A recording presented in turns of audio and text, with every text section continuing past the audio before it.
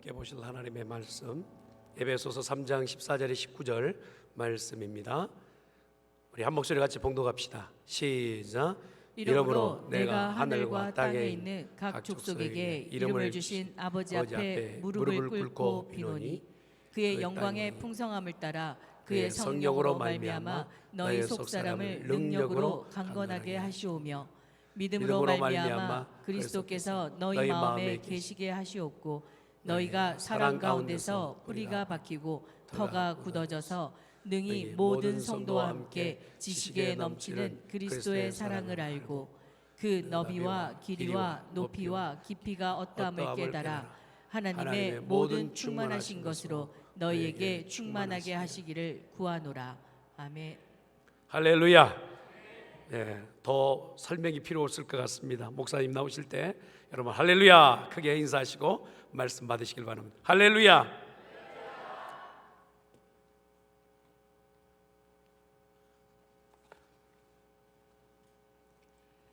기도하겠습니다. 하나님 아버지 감사합니다. 주의 날에 영광스러운 하나님의 전에 저희들을 불러주시고 우리가 하나님을 찬양하며 또 귀한 종이 하나님 앞에 간구했습니다. 그 기도를 꼭 들어응답해 주옵시고 이 시간 저희들 성령께서 한 사람 한 사람 저들 심령 위에 있어야 될 은혜를 허락하시고 없어야 될 것은 제거해 주셔서 하나님의 온전하신 같이 하나님의 거룩을 닮아가는 하나님의 사람들 되게 하여 주시옵소서. 올 때는 어떠한 모양으로 왔든지 돌아갈 때에는 기쁨이 충만케 하여 주시옵소서. 예수님의 이름으로 감사하며 기도하옵나이다. 아멘. 한 부인이 점심 식사 즈음에 세 분의 노인이 자기 집 앞을 지나가게 되었습니다. 그래서 지금이 점심때이기 때문에 간단히 우리 집에 들어오셔서 요기를 하고 가시면 좋겠습니다 하고 세 노인을 청했습니다. 그랬더니 노인이 하는 말이 우리 셋은 한꺼번에 들어갈 수 없습니다. 우리 셋 중에 한 사람만 정해주세요. 그러면서 소개하기를 이 사람은 성공이라는 사람이고 이 사람은 재물이라는 사람이고 나는 선이라는 사람입니다. 그러니 세 분 중에 한 사람만 정해주세요. 아니 괜찮아요. 그냥 차린 거 없지만은 지금이 점심때니까 그저 잠깐 요기나 하고 가세요. 아니요, 우리 셋은 절대 한꺼번에 못 갑니다. 들어가서 남편하고 상의해서 한 사람만 정해주세요. 남편에게 물어보니까 그래도 착한 사람을 정하자. 그래서 나가서 선만 들어오세요 하니까 성공도 재물도 같이 오는 거예요. 아니 조금 전에 한 사람만 정해달라고 하는데 왜 셋이 같이 들어옵니까? 선한 것이 들어가는 것에는 성공도 재물도 자연적으로 따라온다는 거예요. 이것은 오늘까지 유대인들의 전승 중에 가장 저들이 좋아하는 이야기입니다. 사람이 착하면 성공과 재물은 따라온다는 거예요. 제가 이렇게 목회하면서 보니까 우리가 아무리 재물을 많이 가지려고 해도 사람이 재물을 따라갈 수가 없어요. 재물이 사람을 따라와야 돼요. 저 사람 별 사람이 아닌 것 같은데 성공한단 말이에요. 그것은 성공도 자기가 하는 게 아니에요. 하나님이 은혜 주신 줄 믿습니다. 바나바는 착한 사람이요 성령과 믿음이 충만한 자라. 이에 큰 무리가 주께로 돌아오더라고 그랬습니다. 믿음 중요합니다. 성령 충만합니다. 그러나 제일 중요한 건 사람이 착해야 돼요. 제가 목회하면서 교회 직원들은 무엇보다도 마음이 착해야 돼. 그래서 난 직원 선정할 때 하나를 요구해요. 제발 착한 사람 선택해달라. 사람이 착하면 다 되는 거예요. 제가 나온 신학교의 교훈이 목사 이전에 인간이 되라는 거예요. 인간도 안 된 사람이 목사 되면 교회 망칩니다. 사람 죽입니다. 참 중요합니다. 무엇보다 참된 인간이 되기 위해서는 마음이 착해야 돼요. 인간의 마음은 아침 저녁으로 변합니다. 왜 그래요? 마음의 주인이 나 자신이기 때문에 그래요. 자아이기 때문에 그래요. 갈라디아서 2장 20절 보니까 사도 바울은 내가 그리스도와 함께 십자가에 못 박혔나니 이제는 내가 사는 것이 아니요 내 안에 그리스도가 사신 것이라. 이제 내가 육체 가운데 사는 것은 나를 사랑하사 나를 위하여 자기 몸을 버리신 주님을 위해서 살겠다고 그랬어요. 중생이 뭡니까? 중생은 나는 죽고 내 안에 그리스도가 사는 것이 중생입니다. 그리스도 안에 있으면 새로운 피조물이라고 그랬습니다. 새로운 피조물이라는 건 창조의 의미가 있습니다. 모든 강물은 모여서 바다로 들어갑니다. 바다로 들어가는 순간 강물은 없어지고 짠물로 돼버려요. 예수 그리스도를 영접한 이후에는 나는 모든 것이 다 변해야 돼요. 아멘입니까? 그리고 주 안에서 새롭게 변화를 돼야 되는 거예요. 빌립보서 1장 8절 보니까 사도 바울은 내가 그리스도의 심장을 가지고 너희 무리를 어떻게 사모하는지 주님이 아신다. 바울은 심장 이식을 했다는 거예요. 내 심장 썩었고 죄악으로 가득 찬 거 다 버리고 새롭게 그리스도의 심장으로 이식을 했다는 거예요. 이것이 중생이에요. 조지아주에 사는 소니 그레엄이라는 사람이 테리 코틀이라는 사람의 심장 이식을 받았어요. 33살에 권총을 머리에 대고 자살을 했어요. 그래서 그 심장 이식을 받았는데 이게 뉴스감 아닙니까? 원래 기증자와 수혜자는 몰라야 돼요. 그런데 어떻게 알아가지고 이 소니 그레엄이 미망인 세릴라를 알아서 감사 편지를 하다가 부부의 연을 맺었어요. 이건 상당한 뉴스감이에요. 그래서 기자들이 취재를 했어요. 행복하냐니까 행복하다는 거예요. 왜? 남편의 심장을 가졌기 때문에 남편의 그 사랑 지금도 변함이 없다는 거예요. 소니 그레엄이 물었어요. 당신 행복하냐? 나는 행복하다. 그런데 이상한 거는 아무 조건도 없는데 4년이 지난 후에 소니 그레엄이 자살을 하는데 테리 코틀처럼 똑같이 권총을 머리에 대고 자살을 했어요. 이것도 한 뉴스감 아닙니까? 심리학자, 과학자, 철학자, 의학자들이 모여서 심장 이식한 사람들 100여 명을 모았어요. 그리고 조사를 해보니까 기증자는 그 수혜자의, 그러니까 심장을 준 사람의 그 수혜자는 똑같다는 말은 안 하고 성격, 성품, 취미 이런 게 비슷하다 그랬어요. 그러니까 장기 이식도요 정말 좋은 사람 거 받아야지 아주 나쁜 사람들 받으면 안 됩니다. 여러분 예수의 심장을 가지시길 바랍니다. 그래서 바울 사도는 너희 안에 그리스도의 마음을 품으라. 품으라는 말은 생각하라, 따라가라 그런 뜻입니다. 우리는 예수 따라가야 되는 하나님의 사람인 줄 믿습니다. 미국에서 가장 영향력 있는 사람 25명을 타임지가 선정한 적이 있습니다.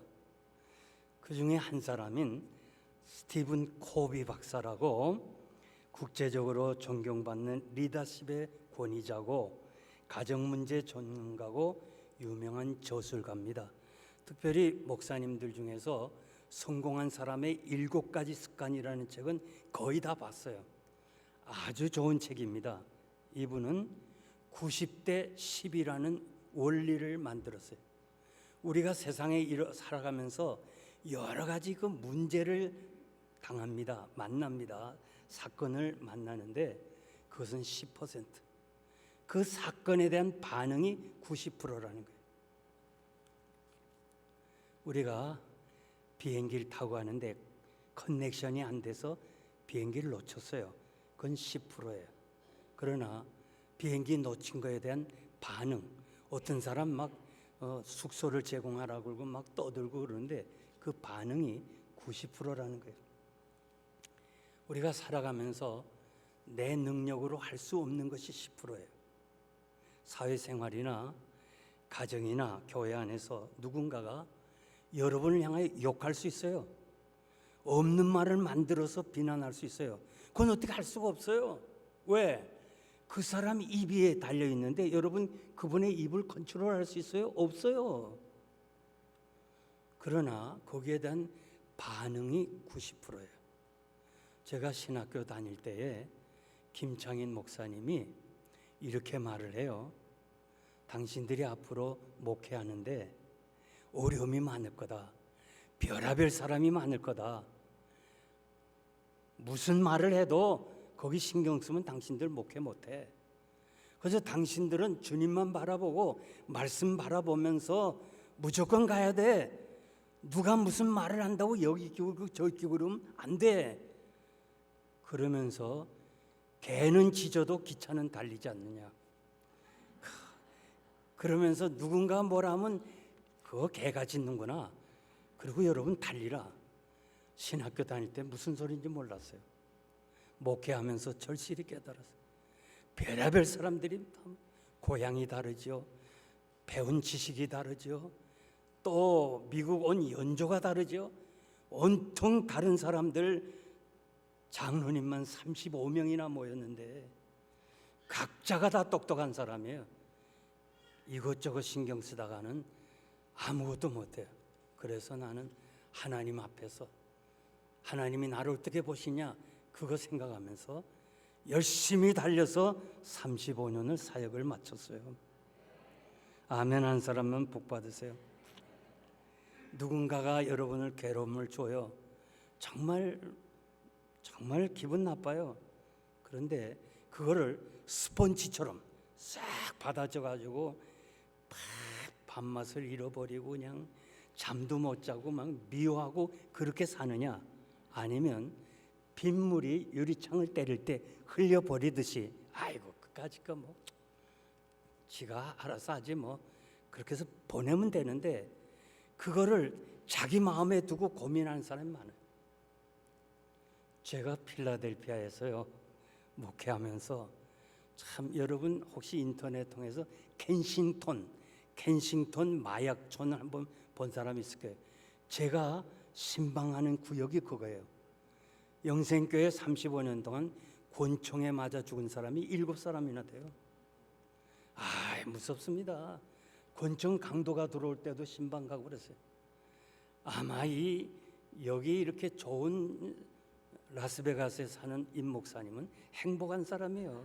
모를 거예요. 이런 거는 아주 긴장 속에 신방 나가야 돼요.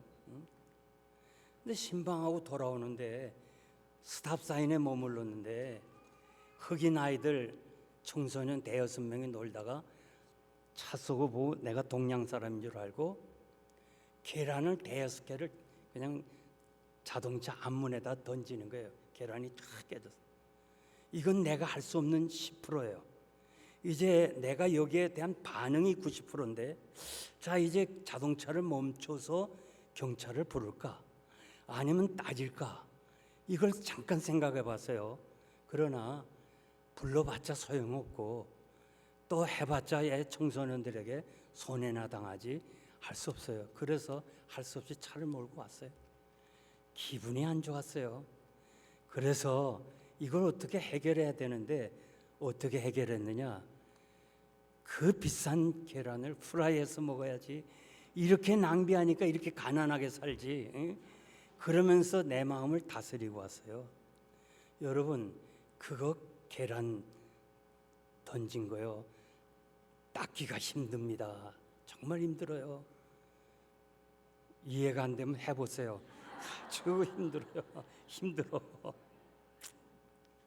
하나님은 못 고칠 사람이 없다는 박효진 장로님의 책을 제가 비행기 타고 오면서 읽어서 사형수들이 결론만 보면 못됐어요. 그런데 사형수가 될 수 있는 그 이유, 원인, 그걸 읽으니까 너무너무 마음이 아픈 거예요.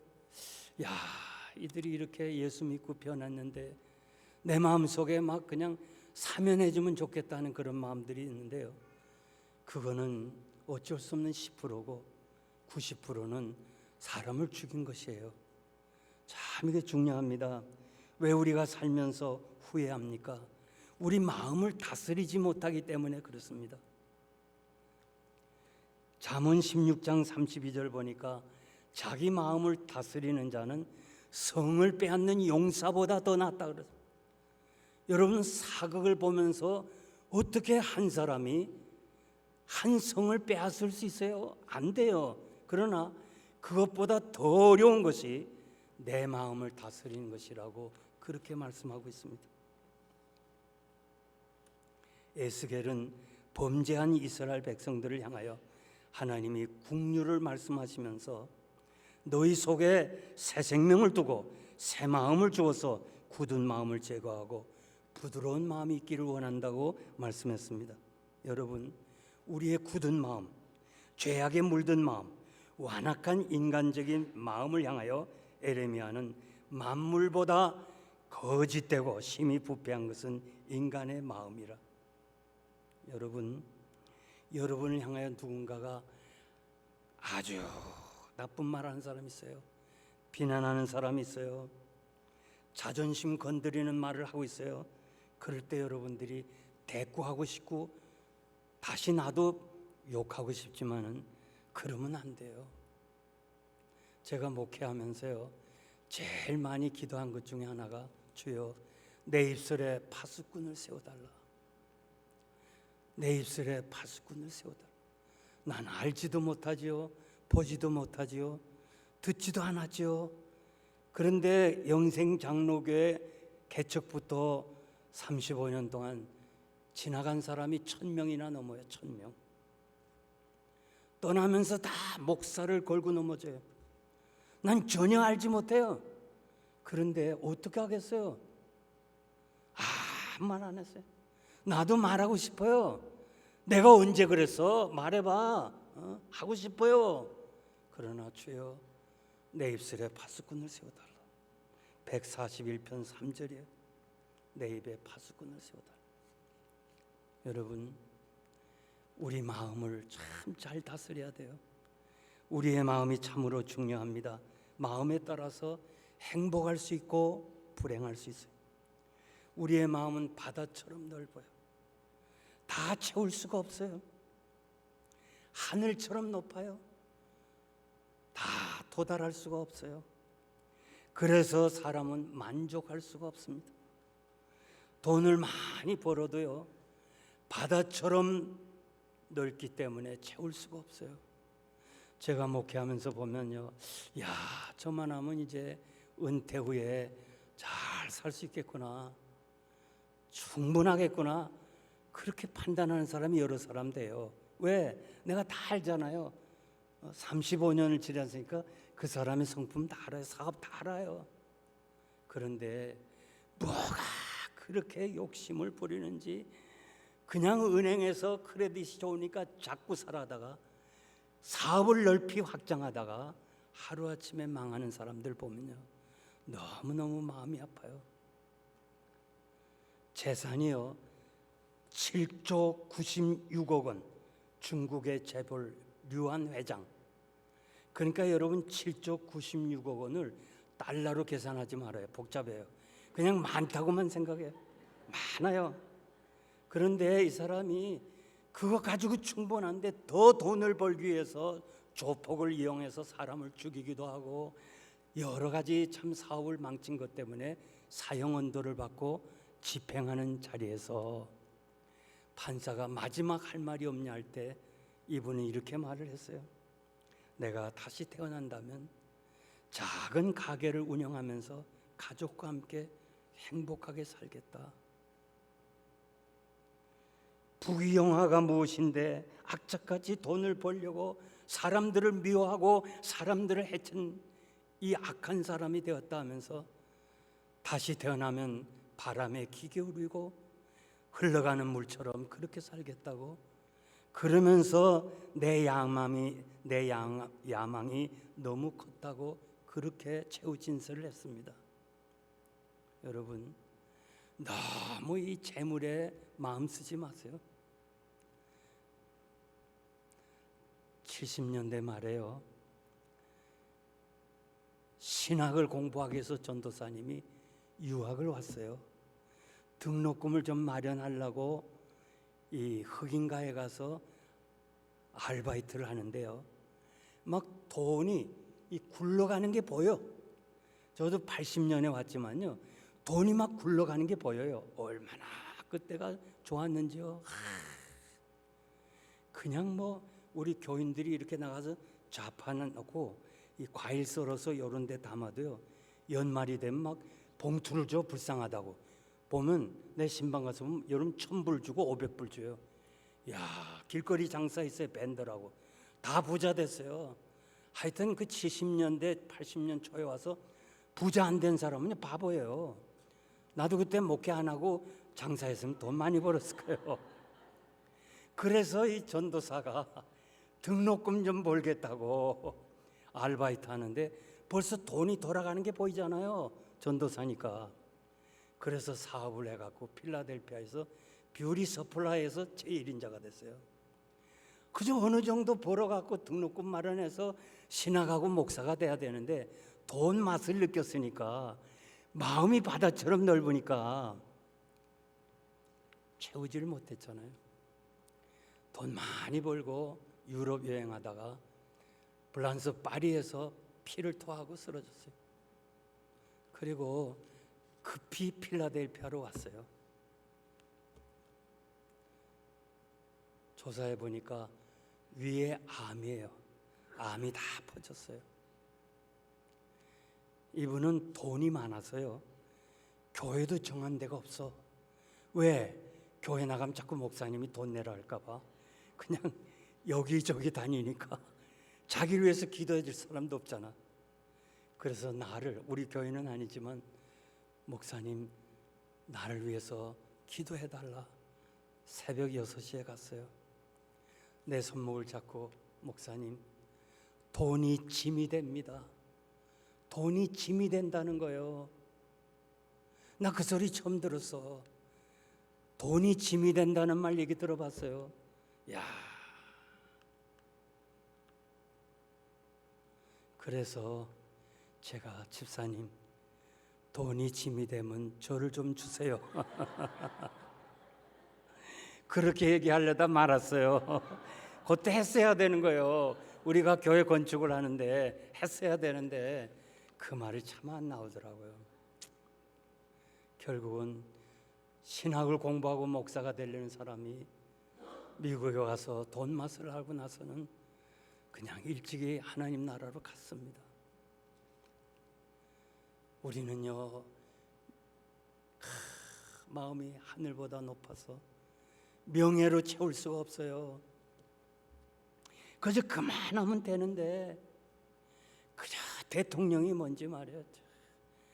우리 어린 시절에는요 10명은 10명 다 너 장래 뭐가 될래? 대통령 된다고 그랬어요. 나도 그랬어요. 다 그랬어요. 문재인 대통령 때 어린이날 아이들을 전국에서 모았어요. 수십 명을. 물어보니까 대통령 되겠다는 아이가 하나야. 왜? 얘들도 알아요. 대통령 된 다음에 감옥 가는 거 알아요. 안 되겠다는 거예요. 야, 박근혜 전 대통령 그만하면 됐잖아요. 명예를 가졌죠. 또 한나라 당의 대표도 됐죠. 돈도 많죠. 뭐가 부족해요? 그런데 또 대통령이 된 후에 또 감옥에 들어갔잖아요. 얼마나 불쌍한지. 이명박 대통령, 그분이 한직에 있을 때 필라델피아에 왔어요. 저하고 한 주일을 같이 보냈어요. 그분이 쓴 책도 저에게 주고 내 방에서 세상 돌아가는 얘기를 하고, 가만히 내가 보니까 이 사람이 대통령이 돼야 되겠더라고. 우리나라 경제를 살리기 위해서는 이 사람이 반드시 대통령이 된다 해서, 장로님 같은 분이 대통령이 돼야 됩니다. 아니요, 난 자격 없어요. 자격이 없다니 하나님이 세워주시는 건데 앉으세요. 내가 머리에 손을 얹고, 하나님, 우리나라 경제를 살리기 위해서 이 사람을 대통령으로 해달라 축복 기도를 했어요. 얼마 있더니 서울시장이 되더라고. 얼마 있더니 대통령이 되더라고. 얼마 있더니 감옥에 가더라고. 야, 자기 말 맞다나 360억 원을 가졌다래. 그거 가지고 장로님으로서 선교하면서 복음을 전하면서 하면 얼마나 멋있는 삶을 살겠어요. 명예가 뭔지 그냥 만족이 없는 거예요. 여러분, 옆에 계시는 남편이 대통령이 안 된 것만도 감사해야 돼. 아멘은 아무도 없군요. 지금 윤석열 대통령 검찰총장이면 됐지, 그만하면 됐지, 뭘 그렇게 또 대통령이 된다고 하고. 얼마나 지금 가정이 파탄됐어요. 야, 사람의 마음은요 한이 없는 거예요. 마음은 늙지도 않아요. 항상 젊은이처럼 일하다가 병들어요. 육신은 병들어도 마음은 병들지 않기 때문에 섭섭한 거예요. 내가 몸이 좀 불편한데 자녀들이 말 한마디가 섭섭한 거예요. 나이도 몸도 늙어가면 되는데 그렇지 않아요. 디모데전서 6장 6절 보니까 자족하는 마음이 있으면 경건에 큰 이익이 된다. 경건이라는 말은 누구를 닮아간다는 뜻이에요. 헬라어. 여러분, 우리 예수 닮아가야 되잖아요. 예수 닮아가는 길은 뭐예요? 자족하는 거예요. 자족이라는 것은 환경이나 혹은 물질이나 명예가 있어서 자족이 아니라 스스로 자족하는, 스스로 만족하는 거. 이거는 어디서 얻을 수 있어요? 예수 따라가면서 믿음으로 사는 거기에 얻어지는 거예요. 나는 여러분의 형편을 모르지만은 지금의 형편이 하나님이 주신 은혜의 현장이고 은혜의 축복이라는 걸 믿으시기를 바랍니다. 이 시대에 여러 가지 문제가 있어요. 정부나 개인들이 여러 가지 방법으로 문제를 해결하려고 노력해요. 정부는 교육으로 모든 것을 해결하려고 그래요. 우리나라에서요 정말 세계적으로 자랑할 수 있는 건 교육열이에요. 1956년서부터 1960년까지요.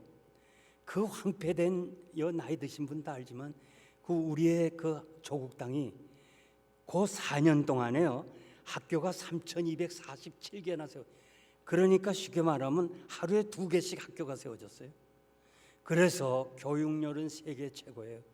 그런데 보세요, 어때요? 현실은 그렇지 않잖아요. 사람이 타락하고 더 죄악이 깊어가는 거예요.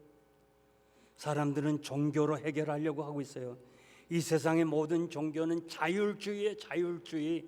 내가 노력하고 내가 부정하고 내가 산에서 혹은 자신이 어떤 걸 해결하려고, 그래서 어느 정도에 도달하려고 하는데, 어거스틴의 말에 의하면 스스로 거룩해지겠다고 노력하는 자체가 죄라는 거예요.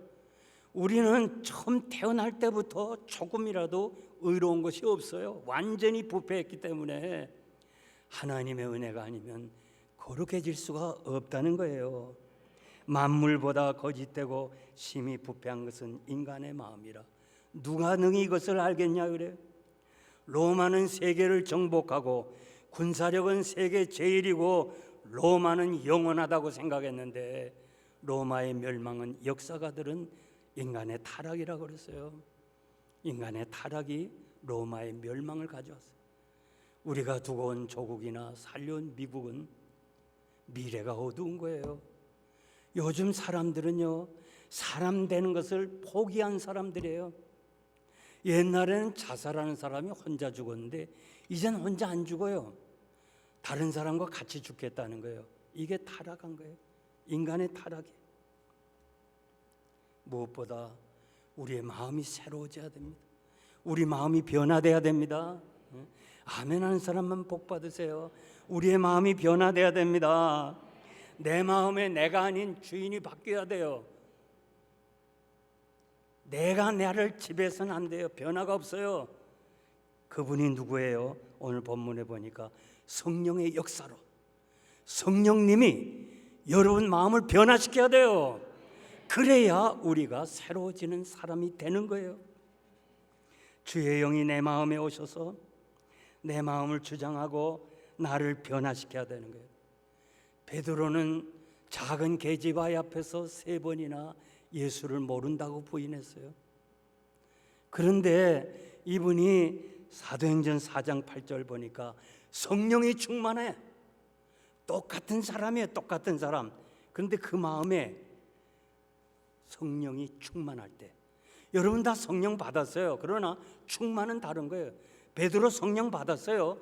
그러나 충만이 못했기 때문에 계집아이 앞에서도 벌벌 떨고 예수를 모른다고 하던 사람이 어떻게 대낮에 공회원들 앞에서, 장로들 앞에서 이 병자를 낫게 한 이유가 뭐냐? 당신들이 십자가에 못 박혀 죽이신 예수 그리스도의 능력으로 이 병자를 살렸다는 거예요. 이건 대단한 용기예요. 이거 어떻게 됐어요? 그래서 공회원과 장로들이 이상히 여겼다고 그랬어요. 이상히. 저거 이상해졌구나. 이상하다는 거예요. 여러분, 우리가 예수를 영접하고 우리 주님이 내 마음에 주장하시고 한다면 뭔가 우리는 달라져야 돼요. 달라져야 돼요. 이런 얘기 들어봤어요? 저 사람 예수에게 미쳤어. 예수에게 미쳐서 그런 말 들어보셨어요? 어차피 미친 세상에서 예수에게 미치시기 바랍니다. 여러분, 미친 사람은요, 보기에는 좀 딱해요. 그러나 본인은 행복해요. 미친 사람 항상 웃어요. 항상 웃어요. 미친 사람 나 암 환자 못 들었어요. 왜? 본인이 행복한데. 여러분, 예수에게 미치고 주님 한 분으로 만족하고 난 주님 따라 살겠다고 하는 이 사람은 정말 행복한 사람인 줄 믿습니다. 제가 목회하면서요, 성도들 가운데 교회는 다닌다고 하면서 예수를 믿는다고 하면서도 거짓말하는 사람도 많이 있어요. 정말 목사가 아니라면요, 상종하고 싶지 않는 사람들도 있어요. 그런데 목사니까 그냥 다 품어주는 거예요. 우리 지역에 있는 사모님 한 분이 필라를 떠나면서 LA로 가면서 이렇게 말해요. 나는 필라델피아를 뒤돌아보지도 않겠다고. 얼마나 마음이 상했으면 그렇게 하겠어요. 17절 말씀 보니까 믿음으로 말미암아 그리스도께서 너희 마음에 계시게 하옵시고, 아멘입니까? 그리스도께서 너희 마음에 계시게 하옵시고. 이게 기도인데요, 계신다는 말은 우리말은 하나밖에 없어요. 그러나 헬라어는 임시로 거주한다는 말과 영구히 거주한다는 말이 달라요. 오늘 이 17절에 보니까 그리스도께서 영구히, 영원히 너희 마음에 거하게 하시고. 저는 이제 내일 목회자 훈련 끝내고 그 다음에 화요일은 집으로 돌아가요. 여러분이 여기서 영구히 살잖아요. 성령이 떠나시면요, 대신 누가 오느냐? 악신이 와요. 악신.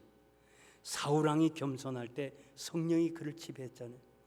교만하고 기념비 세우고 하나님 말씀에 불순종하고 자기가 막 제사 지내고 그럴 때 성령이 떠나니까 악신이 들어오는 거예요. 악신이 들어오면요 어떻게 다윗을 죽이려고 해요? 자기 사위고 1등 공신인데 왜 그래요? 자기 마음이 아니에요.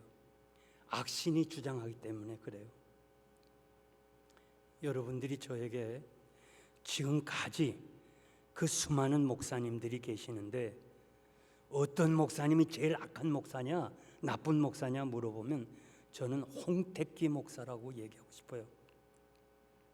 이분은 장로교 총회장으로서 총회를 하면서 지휘봉을 내리쳤어요. 앞으로는 우리가 일본 저 천황 거기다 절을 하고 신사 참배하고 그리고 예배를 드리자. 그 다음부터 일본 군사들은 순경들은 일본법으로 다스리는 게 아니라 장로교법으로 다스렸어요. 너희들 왜 결정한 것을 신사에게 절 안 하고 예배 드리냐? 전부 잡아갔어요.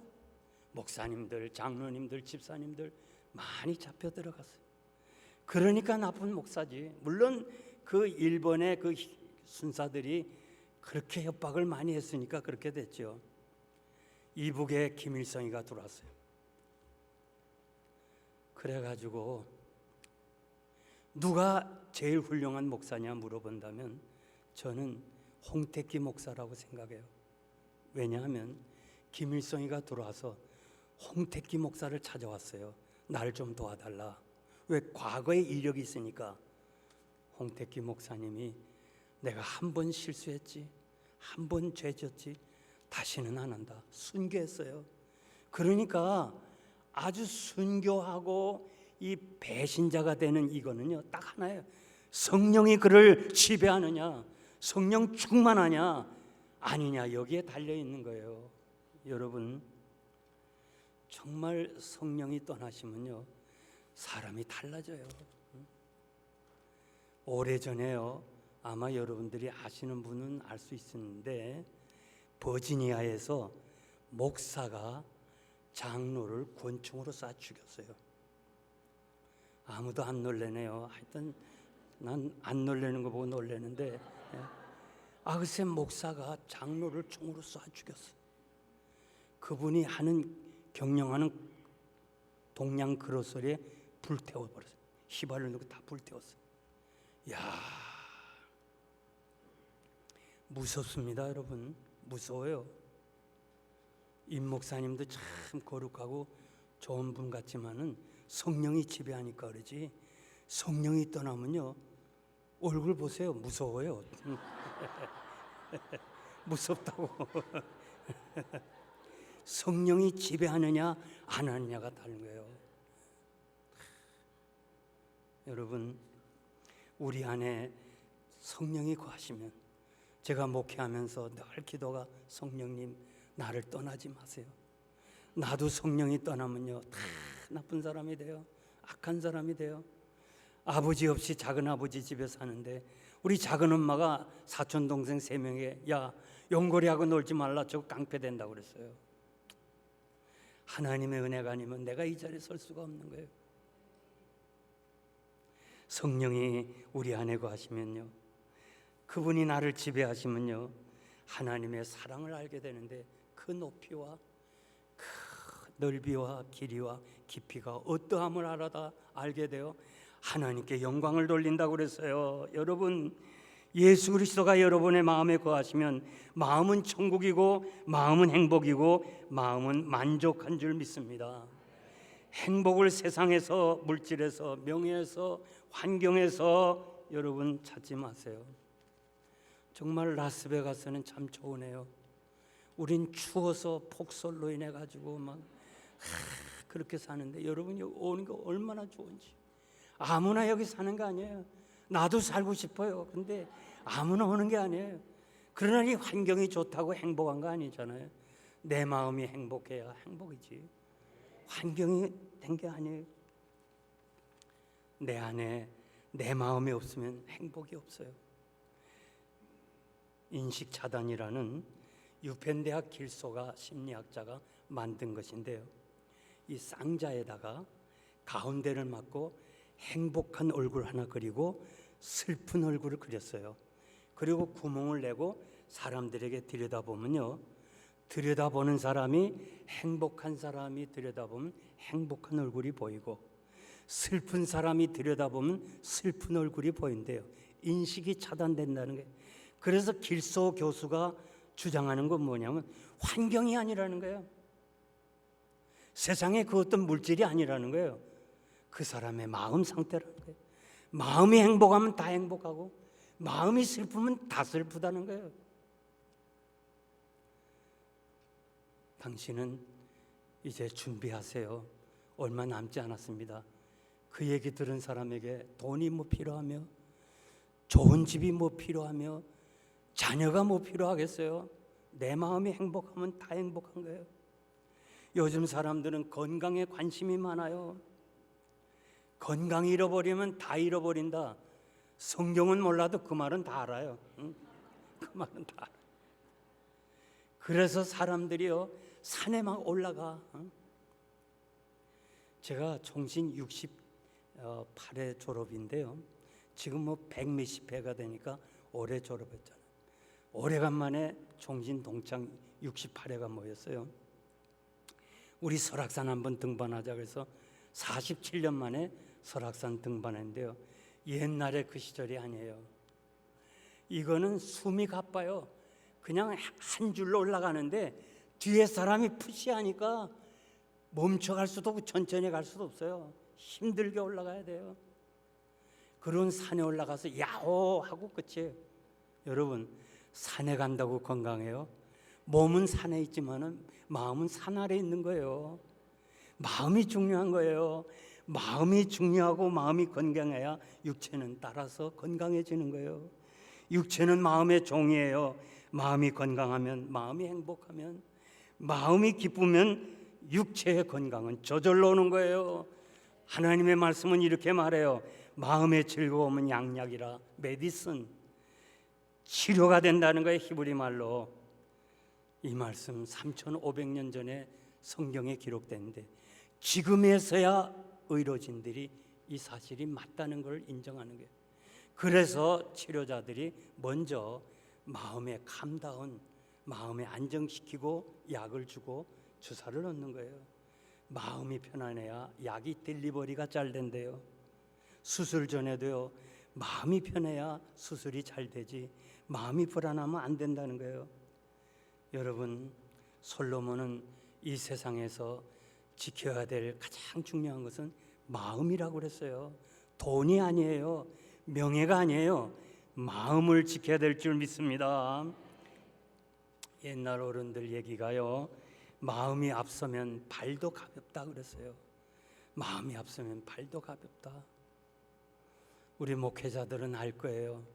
신방 가기 싫은 사람 있어요. 그냥 문제만 일으키고 그냥 속으로 저 사람 떠났으면 되겠다. 근데 안 떠나요.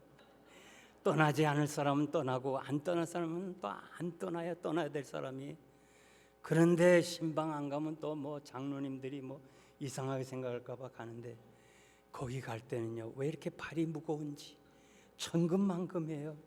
여러분 그런 사람 되지 말아요. 오직 정말 목사님이 기쁨으로 여러분 집을 신방하기를 바랍니다. 그래서 마음이 주님과 함께 가면 가는 길이 즐거워요. 영국 광고회사에서 퀴즈 문제를 냈는데 남쪽 런던에서 북쪽 에딘버러, 스코틀랜드 에딘버러, 그러니까 우리말로 말하면 부산에서 평양까지 가장 빨리 가는 길을 무엇인가 퀴즈 문제를 냈는데 수많은 사람들이 응모했어요. 상품이 크기 때문에. 당선자는 딱 하나예요. 사랑하는 사람과 함께 가는 것이 가장 빨리 간다는 거예요.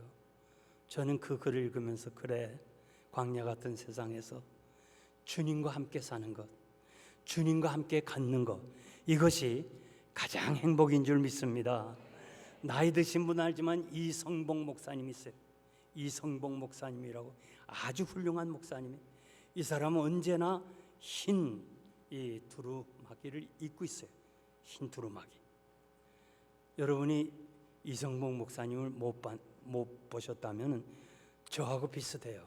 그래서 이성복 목사님, 그분은 언제나 추운 겨울에도요 손을 주머니에 안 넣어요. 목사님 추우신데 좀 장갑이라도 끼고 손을 주머니에 넣으시죠. 이 사람아, 주님이 내 손 잡고 가는데 내가 어떻게 손을 집어넣어? 임마누엘 신앙으로 살아서 끝까지 훌륭하게 사시다 가신 분입니다. 여러분, 주님과 함께 광야 같은 세상에 살아가시길 바랍니다. 이제 결론적으로 제가 말씀드리겠는데요, 폴란드에 가면 아우슈비츠 수용소가 있어요. 가보신 분은 알지만 안 가보신 분은 한번 가보세요. 세상에 그렇게 사람이 악할 수가 없어요. 제가 2번이나 갔댔어요. 그 가스실도 가봤어요. 대단한 거예요. 정말 악한 사람. 그런데 지금도요, 오늘도 이스라엘의 그 특공대는 전범, 이 유대인들을 괴롭힌 사람을 잡아내고 있어요. 대개 보면 남미에서 성령 수술하고 이름 바꾸고 숨어 살아요. 그런데 그 폴란드 아우슈비츠 그 악한 형무소를 만들고 그렇게 유대인들을 죽였던 그 장본인이 누구냐? 아이히만이에요. 아이히만. 이 아이히만을 잡아왔어요. 어떻게 잡아왔느냐?